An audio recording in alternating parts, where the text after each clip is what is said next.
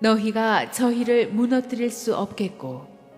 사도행전 5장 33절에서 42절 말씀입니다. 그들이 듣고 크게 노하여 사도들을 없이하고자 할세 바리새인 가말리엘은 율법 교사로 모든 백성에게 존경을 받는 자라. 공회 중에 일어나 명하여 사도들을 잠깐 밖에 나가게 하고 말하되 이스라엘 사람들아 너희가 이 사람들에게 대하여 어떻게 하려는지 조심하라. 이전에 드다가 일어나 스스로 선전하매 사람이 약 400명이나 따르더니 그가 죽임을 당하매 따르던 모든 사람들이 흩어져 없어졌고 그 후 호적할 때에 갈릴리의 유다가 일어나 백성을 꾀어 따르게 하다가 그도 망한즉 따르던 모든 사람들이 흩어졌느니라. 이제 내가 너희에게 말하노니 이 사람들을 상관하지 말고 버려두라. 이 사상과 이 소행이 사람으로부터 났으면 무너질 것이요 만일 하나님께로부터 났으면 너희가 그들을 무너뜨릴 수 없겠고 도리어 하나님을 대적하는 자가 될까 하노라 하니 그들이 옳게 여겨 사도들을 불러들여 채찍질하며 예수의 이름으로 말하는 것을 금하고 놓으니 사도들은 그 이름을 위하여 능욕받는 일에 합당한 자로 여기심을 기뻐하면서 공회 앞을 떠나니라. 그들이 날마다 성전에 있든지 집에 있든지 예수는 그리스도라고 가르치기와 전도하기를 그치지 아니하니라. 하버드 대학교의 조세프 나이 교수는 세상에는 두 종류의 힘이 있다고 했습니다. 하드 파워와 소프트 파워, 딱딱한 힘과 부드러운 힘이 있다고 했습니다. 가령 미국의 예를 들어보면 미국의 군사력이나 경제력은 하드 파워, 딱딱한 힘입니다. 군사력인 이 하드 파워로는 단시일 내에 사람을 굴복시킬 수는 있지만 힘이 두려워 순종하는 것뿐이지 그 사람의 마음을 얻은 것은 아닙니다. 그런데 진짜 무서운 건 소프트 파워죠. 부드러운 힘입니다. 힘 같지 않은 힘인데 진짜 힘입니다. 가령 전 세계에서 미국으로 공부하러 오는 대학생들은 미국의 대학 캠퍼스에서 미국적 가치관과 정신을 습득하고 돌아갑니다. 그럼 진짜 무서운 소프트 파워, 가치관의 영향력을 받는 것입니다. 지금 이 요즘 세상에서 조세프 나이가 말한 특별히 무서운 파워는 메시지라고 합니다. 스토리라는 거죠. 인터넷, 휴대폰, 페이스북, 트위터를 통해서 별 비용도 들지 않고 순식간에 수많은 사람들에게 퍼뜨릴 수 있는 메시지의 힘. 이것 때문에 이집트나 튀니지의 정부도 전복됐던 것이고 이것을 또 중국은 굉장히 무서워하는 것입니다. 교회도 마찬가지입니다. 2000년 동안 교회가 그 수많은 제국들이 명멸함에도 불구하고 승리하면서 버텨왔던 것은 교회의 조직이 아닙니다. 건물이 아닙니다. 교회의 메시지 때문입니다. 스토리 때문입니다. 교회가 목숨을 걸고 전해온 교회의 저력, 교회 메시지의 핵심에 예수 그리스도가 계십니다. 예수 그리스도의 십자가와 그 부활의 메시지, 교회는 메시지가 분명해야 됩니다. 메시지가 퇴색되면, 메시지에 물을 섞으면 교회 생명력은 죽어버리는 것입니다. 교회가 전할 그 예수의 메시지는 도덕적인 스승의 예수가 아니라 하나님의 아들이신 예수님, 빛이요 생명 되신 예수님, 십자가와 부활의 예수님의 스토리인 것입니다. 이 예수님의 스토리를 전하는 곳이 바로 교회입니다. 성령 충만이라는 것은 예수 충만입니다. 성령은 예수의 영이십니다. 성령 받은 사람은 꾹 누르기만 하면 예수님 이야기를 합니다. 여러분이 꾹 누르기만 하면 예수님 얘기가 나오기를 바랍니다. 사도행전은 보면은 모든 설교가 예수님 이야기입니다. 사도 바울은 얼마나 박식한 사람이었습니까? 요즘으로 말하면은 브리테니카나 위키피디아를 머릿속에 넣고 다닐 정도로 다방면에 박식한 사람이었지만 이 사람이 말하기를 나는 그리스도의 십자가 복음 외에는 아무것도 자랑하지 않기로 결심했다고 했습니다. 지식이 많은 사람이 예수님만 알기로 결심했다는 것은 무서운 것입니다. 영성이란 집중력이거든요. 교회 거품을 다 치운다면 예수 그리스도만 남습니다. 저는 여러분이 예수 그리스도만 사랑하고 예수님에게만 집중하겠다는 결심을 하게 되기를 바랍니다. 예수님 외에는 다른 깃발을 흔들지 말아야 합니다. 예수님 외에는 다른 노래를 부르지 말아야 합니다. 성령 충만한 교회는 예수님 얘기가 계속 터져 나오는 곳입니다. 항상 예수님 이야기로 흥분하고 신나는 교회입니다. 그것이 성령 충만한 교회입니다. 그래서 교회는, 살아있는 교회는 예수님만 보면 깍 하고 죽는 오빠 부대가 가득 찬 곳이 바로 교회입니다. 이 교회 지도자의 가장 확실한 사명은 이 예수님의 복음을 전파하는 것입니다. 그런데 이 예수님의 복음을 듣고도 종교 지도자들은 격분했습니다. 너무 화가 나서 메시지를 전한 사도들을 죽이려고 했습니다. 같은 설교자 입장에서 저는 이러면 굉장히 난감할 것 같습니다. 아니, 설교 듣고 설교가 좋다 싫다 하고 이렇게 점잖게 평가받는 것도 자존심 굉장히 상한데, 듣는 사람들이 너무 화가 나가지고 너 죽여, 그리고 설교자를 죽이려고 달려든다. 굉장히 당혹스러울 것 같아요. 종교 지도자들이 예수님 이야기를 듣고 왜 이렇게 격분했을까요? 첫째, 그들이 가슴속에 고집과 회개하지 않는 마음이 가득 찼기 때문입니다. 자기가 의롭다는 생각, 자기가 살아온 방식이 옳다는 그 생각, 십자가의 보혈이 뭐가 그렇게 필요하냐는 그런 강박한 마음이 예수님의 복음의 메시지를 퉁겨낸 것입니다. 로마서 2장 5절 시작. 다만 너의 고집과 회개하지 아니한 마음을 따라 진노의 날 곧 하나님의 의로하신 심판이 나타나는 그날에 이 말 진노를 내게 쌓는도다. 복음을 거절한다는 것은 진노를 쌓아두는 것입니다. 왜? 고집과 회개하지 않은 마음 때문에. 오늘 자기 가슴속에 고집과 회개하지 않는 마음 있는 분들은 다 무너지기를 바랍니다. 그래야 복음이 여러분 안에 스며들 수가 있어요. 여러분이 복음 때문에 화내지 않기를 바랍니다. 복음에 대해서 이 종교 지도자들이 분노한 두 번째 이유는 이 사람들이 육에 속한 사람이었기 때문입니다. 고린도전서 2장 14절 시작. 육에 속한 사람은 하나님의 성령의 일들을 받지 아니하나니 이는 그것들이 그에게는 어리석게 보임이요 또 그는 그것들을 알 수도 없나니 그러한 일은 영적으로 분별되기 때문이라. 여러분이 주중에 무엇을 생각하면서 살았는가는 여러분이 주일날 또는 혹시 여러분이 예배 드릴 때 찬양을, 은혜를, 설교를 어떻게 받느냐가 결정합니다. 이렇게 은혜로운 찬양을 듣는데도 감동이 없다. 메시지를 들으면서도 영적인 감동이 없다. 육에 속한 사람은 성령의 일들을 받지 않습니다. 이 말이 무섭습니다. 받지 못하는 게 아니라 안 하기로 결심한 것. 물과 기름처럼 섞이지가 않습니다. 여러분 가슴속에 세상적인 가치관과 생각들이 가득 차 있으면 이 성령의 일들을 갖다가 거절한다는 거예요. 들어갈 틈이 없다는 것입니다. 여러분이 일주일 내내 돈만 생각하면서 살았다면 주일날 집중하려고 해도 이게 집중이 안 돼요. 저는 여러분이 하나님의 말씀이 여러분 안으로 들어오는 것을 막는 그 어떤 육의 일도 없기를 바랍니다. 세 번째는 그들이 복음에 대해서 분노한 이유는 간단하게 뒤에 마귀가 있었기 때문입니다. 화내는 정도가 아니라 죽이려고까지 했다. 이거는 마귀가 하는 거예요. 마귀는 미움의 영, 살인의 영이거든요. 예수님을 십자가에 못 박는 무리들을 선동했던 그 마귀가 이 복음을 거부하고 복음 전하는 자들을 죽이려고까지 푸시하는 것입니다. 그런데 그러면 이런 사람들한테는 복음 전하지 말아야 되느냐? 그렇지는 않죠. 그렇게 단정 지을 일이 아니에요. 왜냐하면 조금 시간이 지나니까 이 종교 지도자들 가운데서도 상당히 많은 무리가 예수님을 믿기 때문이죠. 사도행전 6장 7절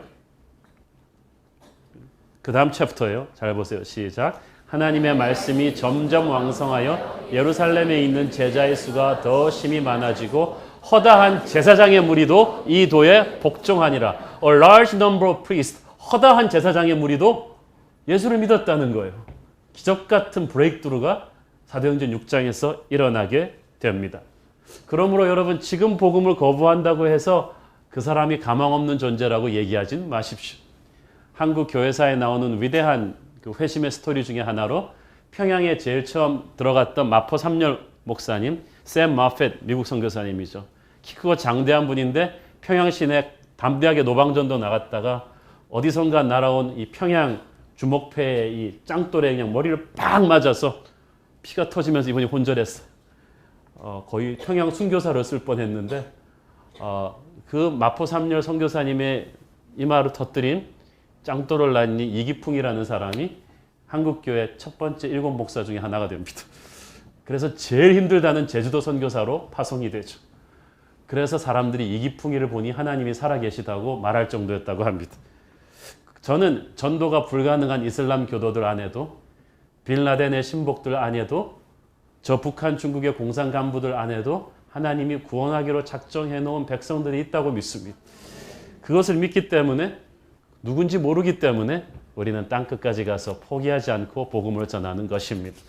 우리 새로운 교회 성도님들이 전하는 복음을 듣고 사람들이 불가능하다고 여겼던 어떤 사람이 예수를 믿는 그런 역사가 있기를 기대합니다.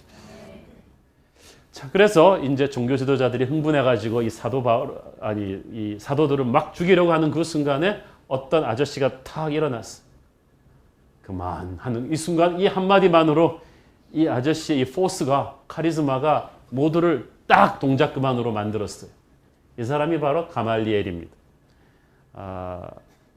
가서 말려라 그래가지고 가말리엘이라는 뜻인데, 이 가말리엘이 일어서니까 한마디 하니까 그냥 다 조용해졌어요.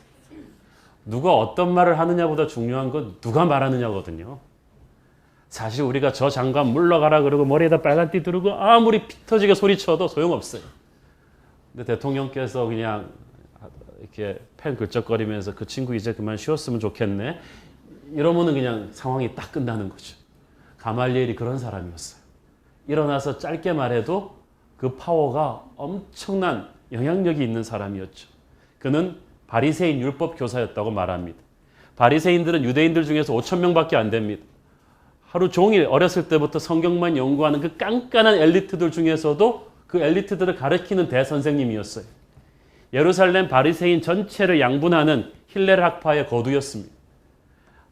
나중에 사도 바울의 스승으로 등장하는 분이죠. 모든 백성에게 존경을 받았어요. 바리새인들뿐 아니라 그 반대파 사두개인들도 이 선생님을 존중했다는 거예요. 지식만 많은 게 아니라 인품과 지혜가 고결했다고 교회사는 적고 있습니다. 그래서 훗날 가말리엘이 죽었을 때 역사는 기록하기를 유대인들은 통곡하면서 외쳤다. 가말리엘이 돌아가셨으니 율법의 영광이 떠났다. 깨끗함과 거룩함도 함께 죽었다. 이렇게 할 정도로 굉장히 유대사회 전체에 존경을 받는 대학자의 어른이었습니다. 우리나라 역사로 따진다면 퇴계 이황 선생님 그 정도 되는 인물이었죠. 그러니까 당장이라도 사도들을 죽이려고 달려들다가 이 가말리엘 선생님이 딱 일어나서 그만 그러니까 전부 다 동작 그만이 된 것입니다. 그리고 사도들을 잠시 밖으로 내보냅니다. 너무 분위기가 격앙돼 있으니까 가라앉힌 거죠. 김을 좀 뺀 거예요. 사실 감정적으로 격앙된 상태에서 현명한 행동을 할 수 있는 사람은 별로 없거든요. 그러니까 가말리엘이 진짜 노련하고 침착한 사람입니다. 이 감정을 가라앉혀서 이 문제를 다시 한번 새로운 세팅에서 논의해 보자는 겁니다. 그리고 이 가말리엘이 얘기를 하기 시작합니다. 35절부터 보니까 이 가말리엘의 논지가 역시 탁월해요. 인간적으로는 흠집을 찾을 수 없는 논리를 펴니다. 이 사람이 역사의식이 분명합니다. 예를 탁 드는 어떤 사건이 터졌을 때 이 사건에만 막 흥분하는 게 아니라 이 사람은 전체 역사적인 콘텍스트를 보면서 비교를 해주는 거예요. 얼마 전에도 드다라는 사람이 일어났을 때 400명이나 추종자가 일어나서 세상을 먹을 것처럼 설쳤는데 금방 무너졌다. 이제는 존재도 없다. 또 갈릴리 유다라는 사람도 일어나서 사람들을 막 끌고 갔는데 금방 흩어져서 이제는 존재도 없지 않느냐. 둘 다 로마를 대항해서 일어났던 유대 밀란 사건의 주동자들이었거든요. 일어날 당시는 명분도 좋았고 그 헤드의 그 두목의 카리스마적인 리더십에 매료되어서 사람들이 왁 따라갔지만 하나님이 함께 하지 않은 이런 밀란은 결국 아무 힘없이 망해버리는 것을 보지 않았느냐. 이 추종자들이 두 번이나 모두 흩어져 없어졌다는 말을 가말리엘이 두 번씩 얘기한 까닭이 뭐겠어요? 종교 지도자들이 두려워하는 게 뭔지를 안 거예요. 너희들 이 사람들이 사람들한테 미칠 영향력이 두려운 거지. 그래서 가말리엘의 말의 논지는 이거죠. 야, 지금 한참 새가 올라있는 예수운동을 괜히 이 지도자들을 죽여서 벌집을 쑤실 필요는 없지 않느냐. 왜 문제를 문제화시켜서 더 큰 문제로 만드느냐. 지금은 그냥 별것 아닌 것처럼 놔둬버리면 드다나 유다처럼 밀란의 지도자들처럼 다 무너지고 말 것이다. 여기서 가말리엘이 한 중요한 말이 있습니다. 38절, 39절 같이 읽어보겠습니다. 38절, 39절 시작. 이제 내가 너희에게 말하노니 이 사람들을 상관하지 말고 버려두라. 이 사상과 이 소행이 사람으로부터 났으면 무너질 것이요 만일 하나님께로부터 났으면 너희가 그들을 무너뜨릴 수 없겠고 도리어 하나님을 대적하는 자가 될까 하노라. 가말리엘이 무서운 사람이에요. 사람들은 이 사람들의 행동만을 보는데 이 사람은 이 사상을 보는 거예요. 사상은 영어 성경을 보니까 purpose, 목적이라고 돼 있어요. 그 사람의 동기와 행동을 다 봐야 되는데 이것들이 하나님께로부터 난 것이면은 너희들이 지금 건드리면 하나님 대적하는 게 된다. 그러니까 놔둬라. 인간으로부터 난 것이면 곧 망할 것이고 하나님께로부터 난 것이면은 너희가 싸우면 안 되지 않냐. 함부로 지금 판단할 일이 아니라. 이 가말리엘의 이 논지는 사실 인간적으로 보면 탁견입니다. 뛰어납니다. 굉장히 설득력 있는 것 같습니다. 그런데 여기에 또 허점이 있어요. 가말리엘의 논지에 따르면 가만두면 인간적인 것들은 금방 망하고 하나님으로부터 난 거는 점점 더 성공한다는 것인데 그런 눈에 보이는 성공의 논리로 무엇이 하나님께로부터 난 것인지 아닌지를 평가한다면 이 문제가 있어요. 그러면 왜 통일교는 그렇게 오래 안 망하고 잘 돼요? 왜 선교지에서 또는 외롭고 가난하게 열심히 목회하시는 목사님들은 재정적으로도 힘들고 금방금방 이렇게 부흥 안 하는 분들이 많은데 왜 통일교 신천지 같은 이단들은 10년, 20년, 30년이 지나도 안 망하시고 그렇게 건물도 많이 사고 재산도 불려가면서 눈에 보이는 성공을 구가하는 것입니까?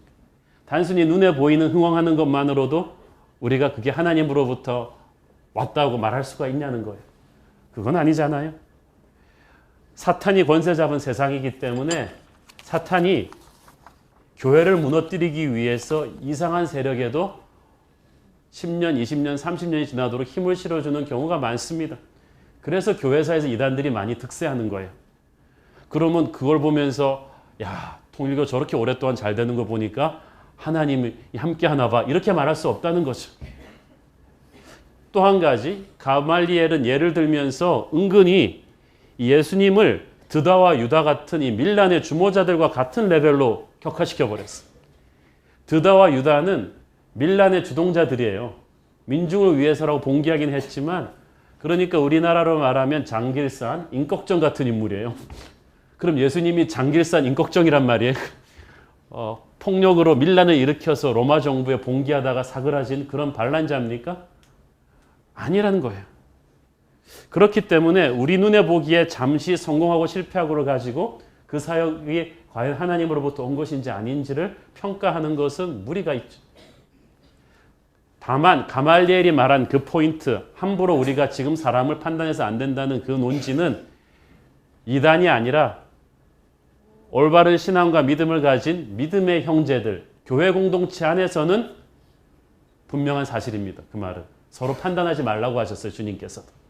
믿음의 형제들 사이에서 조금 사역의 스타일이나 신학적인 방향이 다르다고 해서 서로 함부로 평가하고 정죄하면 안 됩니다. 우리 기독교 역사에서 그런 안타까운 일들이 너무나 많았습니다. 침례를 줄 것이냐 세례를 줄 것이냐 그 문제 가지고 300년 전까지만 해도 서로 막 물에 빠뜨려 죽이고 그랬어요. 또 20세기에는 하나님의 성회라는 교단이 생기면서 신유의 은사와 방언하는 문제로 또 순복음교회와 기존 또 장로교회, 감리교회들이 굉장히 많이 싸웠죠.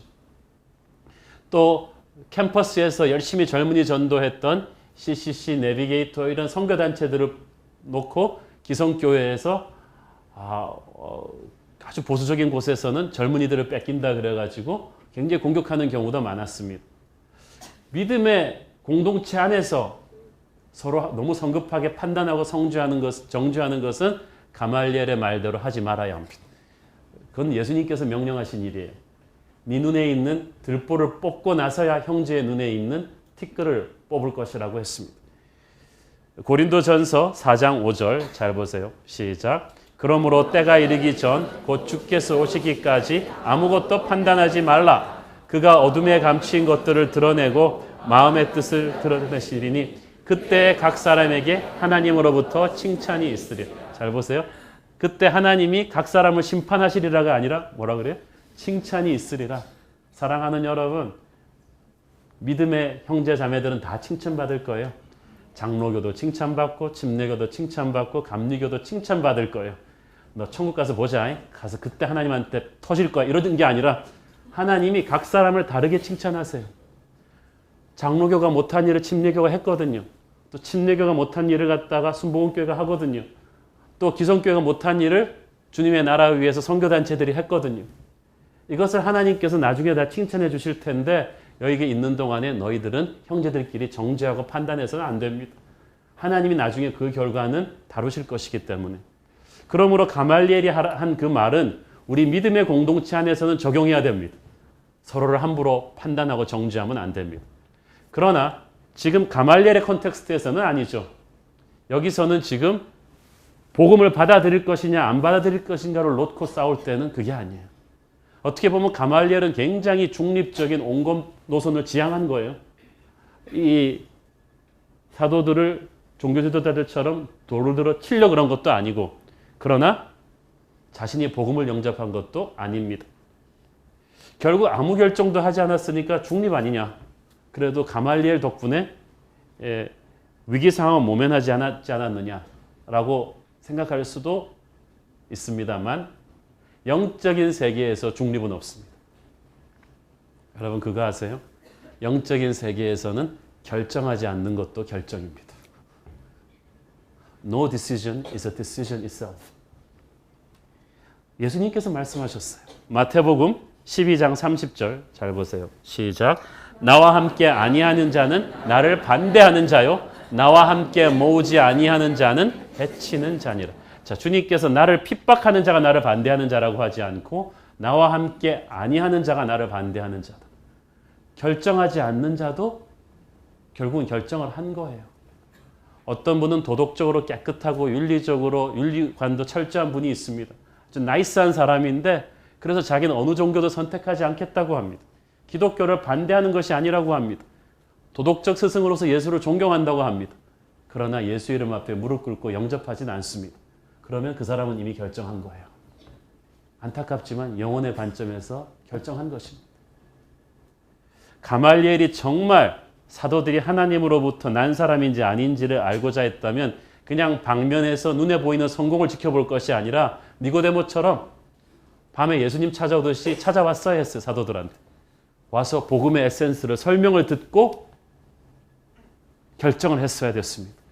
그러면 그는 그때 거듭날 수도 있었고 자기의 수제자 바울처럼 기독교 역사에 길이 남는 영적 지도자가 될 수도 있었겠죠. 그러나 가말리엘은 결정을 하지 않음으로써 자기의 운명을 결정해 버렸습니다. 사도들이 만일 하나님께로부터 났다면 단순히 하나님을 대적하지 않기 위해서 피할 것이 아니고 그 복음을 믿었어야 했습니다. 능력은 인정한다. 그러나 무릎 꿇지는 않겠다. 이건 굉장히 비겁한 거죠. 그래서 많은 사람들이 예수님의 기적을 보고 능력은 인정했지만 주님을 믿지는 않았던 것입니다. 이분들이 제일 안타깝습니다. 기적을 체험했는데 기적의 근원이신 예수를 만나지 못한 거예요.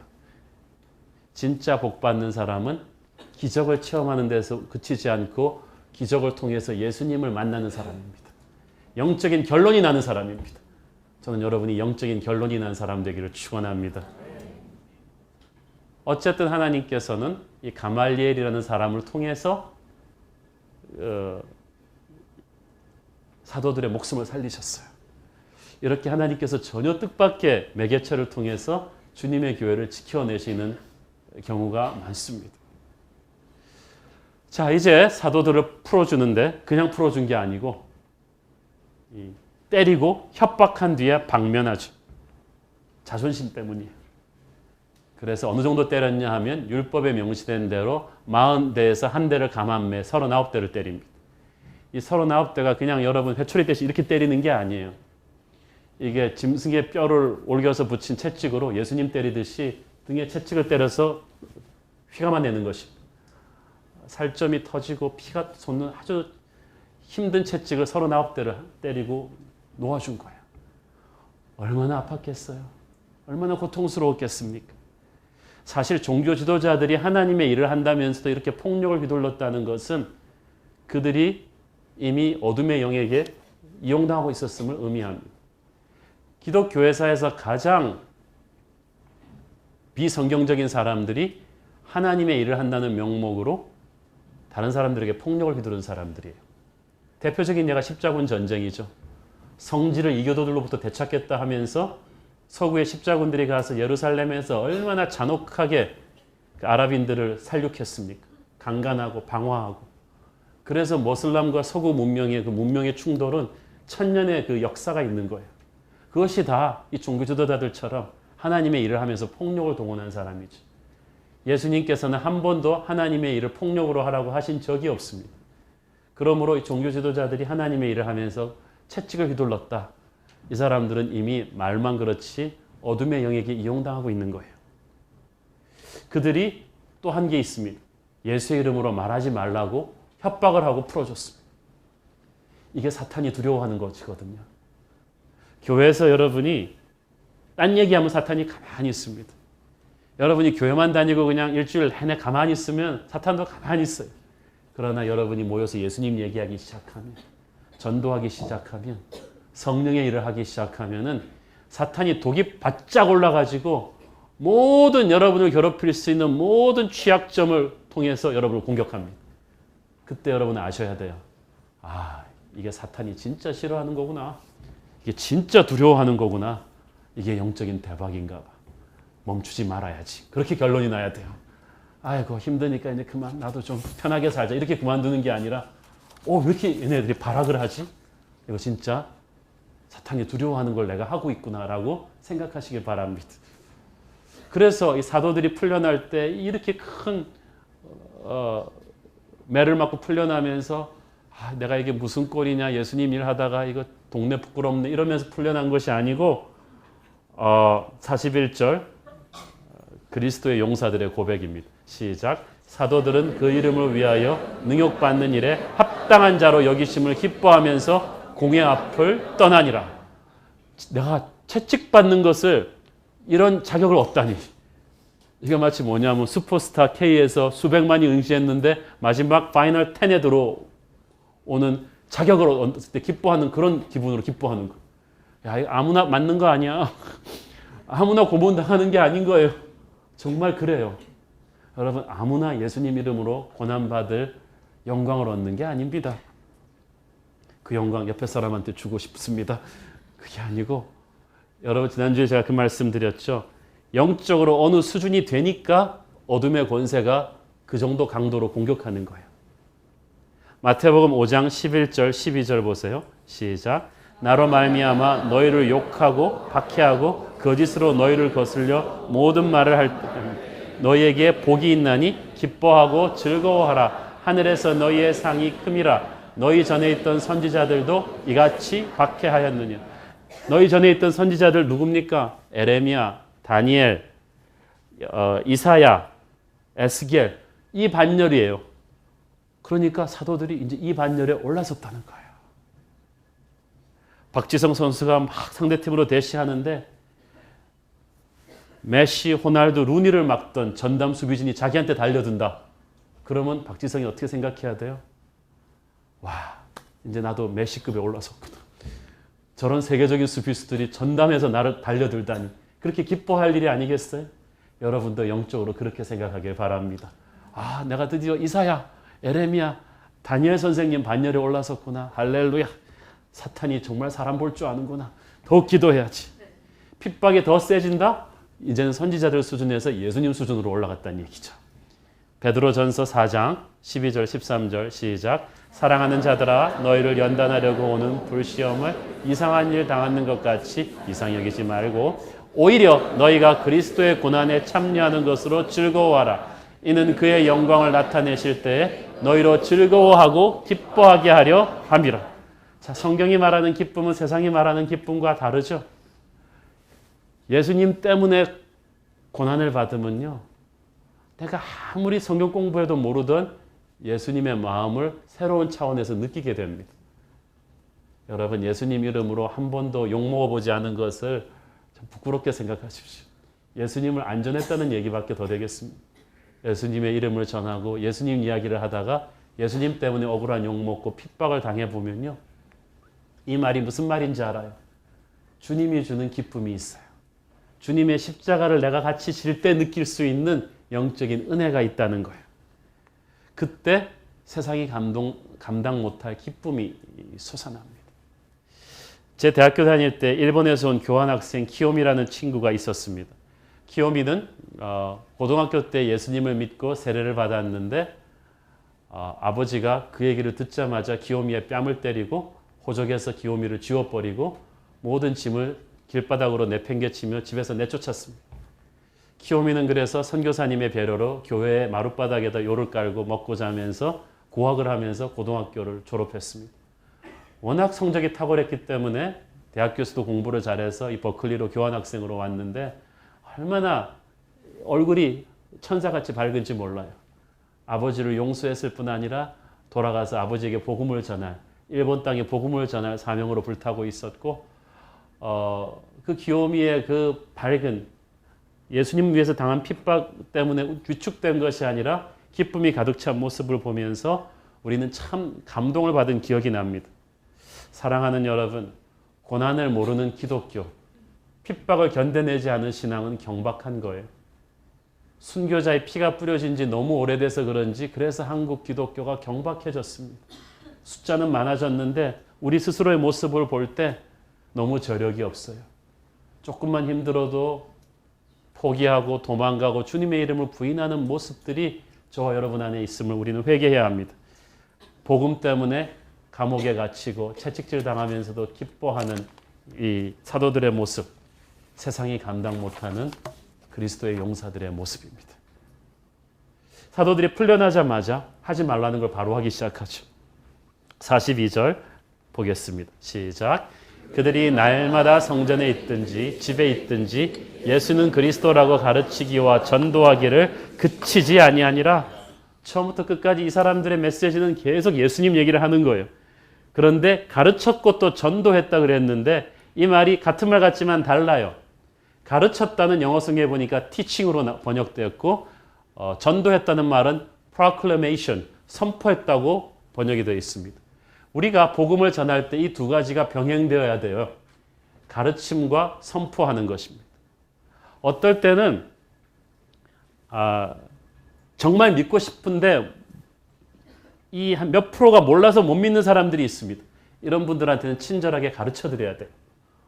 복음이 무엇인지, 예수님을 영접하는 것이 무엇인지. 믿으면 어느 정도 가르침을 통해서 이해해서 믿는 경우가 있습니다. 그런데 또 아무리 설명해도 안 되는 경우가 있어요. 지적으로 깐깐한 분들이 있습니다. 질량불변의 법칙에 의해서 어떻게 오병이어가 가득한 것입니까? 이렇게 막 물어보는 사람 어떻게 알겠어요? 그 사람 그 교수님인데 뭐 제가 지적으로 딸리잖아요. 그럴 때는 그냥 선포해 버려야죠. 나는 모르지만 선생님은 예수 안 믿으면 안 됩니다. 라고 그냥 선포하는 거죠. 그래서 어떨 경우는 그런 지적인 분들이 그런 무식한 선포를 듣고 화가 나서 꽉 얼굴이 빨개졌다가 나중에는 예수를 믿는 경우도 있어요. 선포하고 가르치는 것이 이게 병행돼야 되거든요. 제가 옛날에 말씀드렸죠. 제가 존경하는 이동원 목사님 고등학교 때 불교 학생회 회장이었는데 워낙 말을 잘하니까 기독교 학생회장이랑 논쟁이 붙었는데 기독교 학생회장이 말로 누가 이동원 목사님을 당합니까? 확 진 거예요. 그랬더니 기독교 학생회장이 집에 가면서 뭐라 그랬냐면 동원이 네가 아무리 그래도 너 예수 안 믿으면 지옥 가. 그러고 갔던 거예요. 그러니까 얼굴이 까맣게 돼가지고 저런 무식한 놈이 다 있단 말이냐 그러면서 내가 저런 무식한 놈의 기독교는 믿지 않겠다 그러다가 며칠 밤도록 계속 그 말이 바더가 되는 거예요.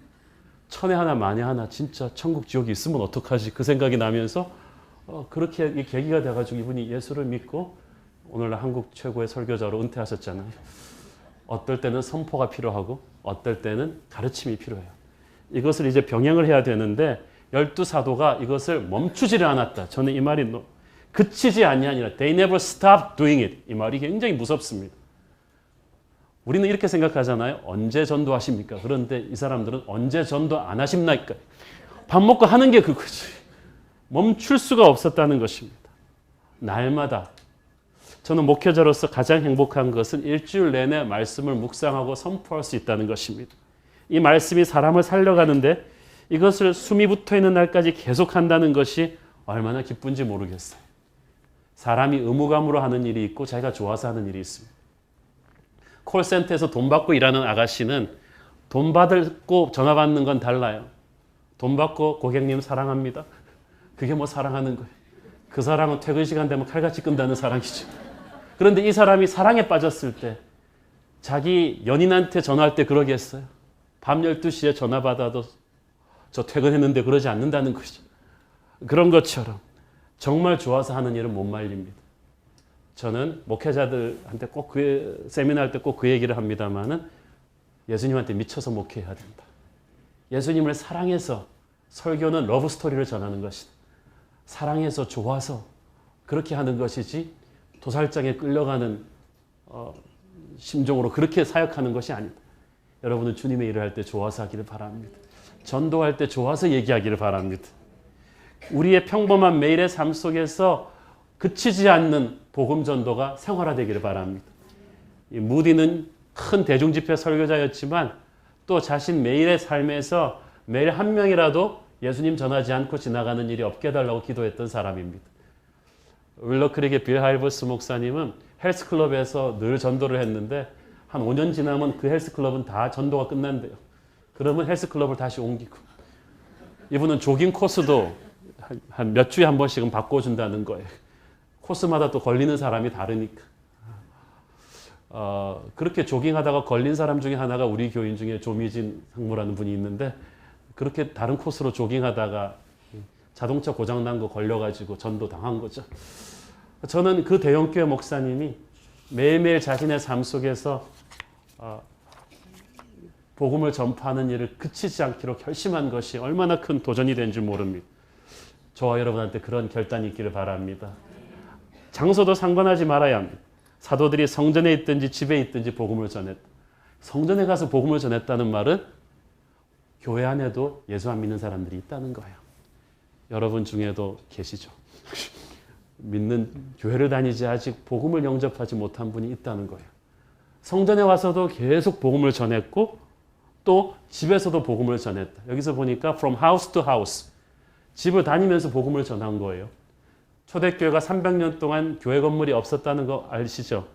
그래서 각자 집에서 가정교회로 모였는데 사도들이 집마다 다니면서 이 복음을 전한 것입니다. 집에 와서 복음을 전하니까 어쩌겠어요.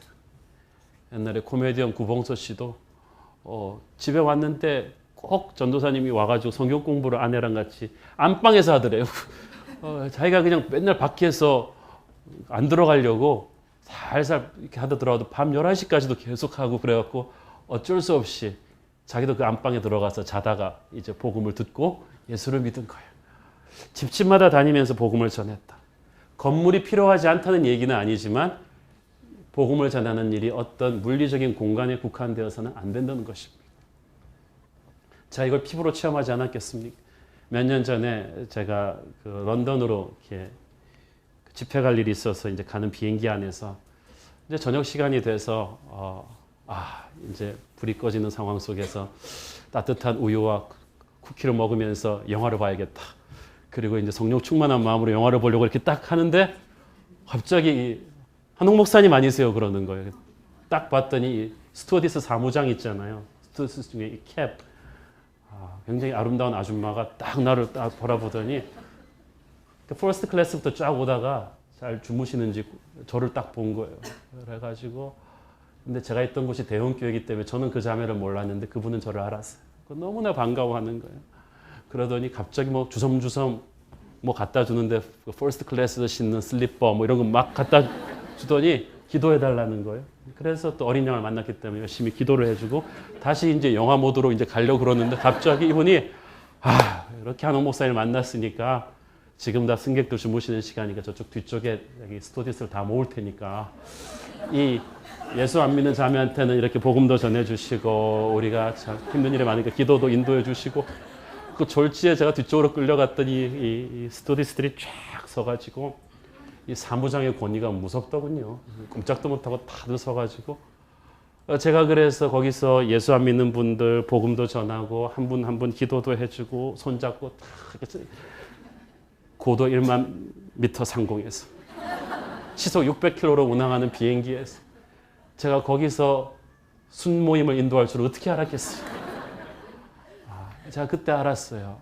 이게 라이프 스타일화 돼야 되는구나. 근데 이게 타이밍이 중요합니다. 어떤 치과 의사분은 또 늘 복음을 전하라는 말 듣고 환자가 앉았는데 이제 이 드릴로 스스스 가는데 절대자를 만날 준비가 되셨습니까? 뭐 이걸 환자가 얼마나 놀랬겠어요. 전도를 하려고 그래야 되는데. 근데 그런 타이밍 말고 저는 여러분의 삶 속에서 날마다 증인되기를 바랍니다. 복음은 교회 건물 안에 주일날에만 국한되기는 너무나 귀중한 것입니다. 하나님은 여러분이 스치는 모든 사람에게 하나님의 복음을 전하는 하나님의 대사로 저와 여러분을 세우신 줄을 믿습니다. 이 세상의 교회는 많습니다. 그러나 예수님만을 전하고 가르치는 교회는 적습니다. 교회 다니는 사람은 많습니다. 그런데 진짜 말씀대로 살고 예수님만 전하는 크리스천은 적습니다. 저는 우리 새로운 교회가 예수님을 전하는 살아있는 교회가 되기를 소원합니다. 우리 새로운 교회 성도들이 날마다 예수님 때문에 흥분하고 기뻐하는 그런 사람들 되기를 바랍니다. 스치는 모든 사람에게 천국의 초대장을 주는 주님 때문에 핍박받아도 결코 기죽지 않고 오히려 기뻐하는 그런 교회가 되게 하여 주시옵소서. 기도하겠습니다. 사랑하는 아버지 은혜를 감사합니다. 하나님, 정말 우리에게 주신 예수님의 스토리를 늘 입에 달고 다니는 그런 증인들 되게 하여 주시옵소서. 이제 세상 속으로 다시 들어가서 가정에서 우리 동네에서 직장 속에서 기회만 되면 예수님의 이야기를 자랑스럽게 하는 축복된 인생 살게 하여 주시옵소서. 예수님의 이름으로 기도합니다. 아멘.